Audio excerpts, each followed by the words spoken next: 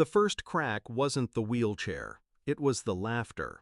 From the window, I could see them outside, my wife, her sister, both barefoot in the summer dusk, illuminated by the porch light like actresses in a stage play I never auditioned for. They leaned on each other, arms wrapped tight, the way sisters do when cruelty is camouflaged as closeness. Then came the shove. The wheelchair toppled sideways like it had been waiting for release. A $2,500 carbon frame titanium build designed for independence splayed across the driveway like roadkill. I watched the front wheels spin in slow, mocking circles. "Let's see how long it takes him to crawl inside." Her sister's voice cut through the open window like a bone saw. They laughed harder, and I sat still. Not in fear, in study. That night, I didn't crawl. I called my brother, and I never went back inside. We had been married 4 years. She cried at the vows, trembled when I touched her wrist for the first time, said I made her feel safe. A word like a loaded weapon, especially in the mouth of someone who only ever respected power. I didn't ask for pity. I never invited it. But somewhere between the hospital bills and the home renovations, she began speaking to me like I was fragile, an obligation.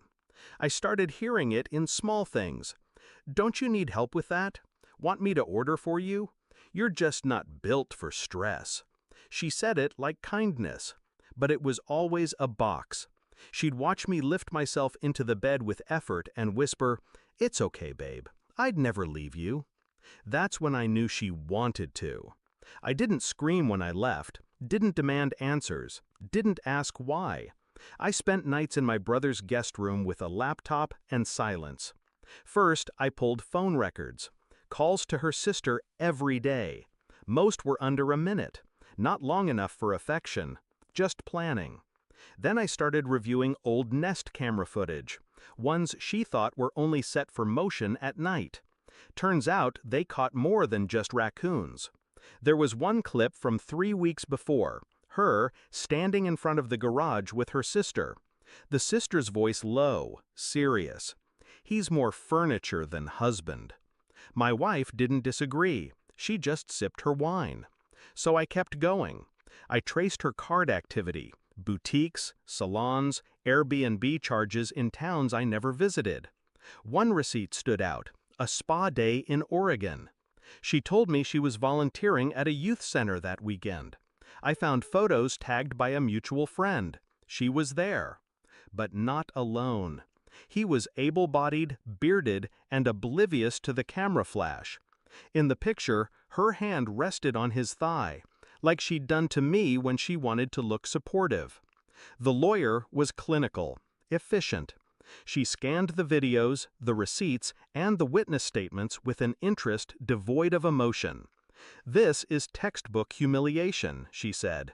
"I've seen worse," I replied.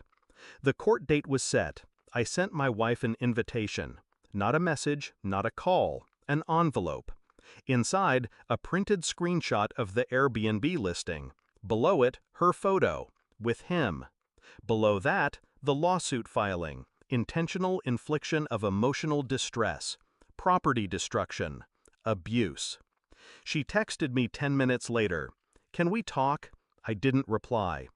In the courtroom, she looked smaller than I remembered, like her posture couldn't hold the weight of her own decisions. Her sister didn't show up. I didn't watch her when the judge played the security footage, the voice, the laughter, the crash. I only watched the jurors. One woman flinched when my chair hit the pavement on screen. Another closed his eyes.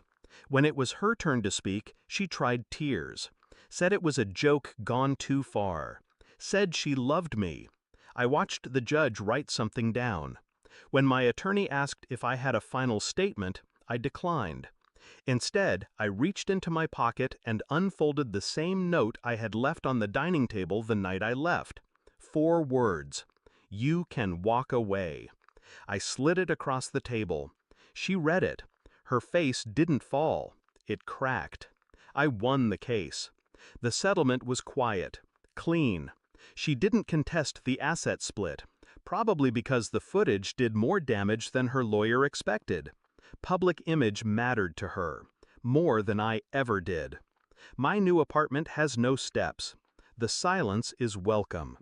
I don't check her social media. I don't miss the way she used to smile when people looked at us with pity. I don't dream of her voice anymore. When people ask why I left, I don't explain. Because the truth is simple. She thought I was forgettable, but I remember everything. And I never crawl. Not anymore.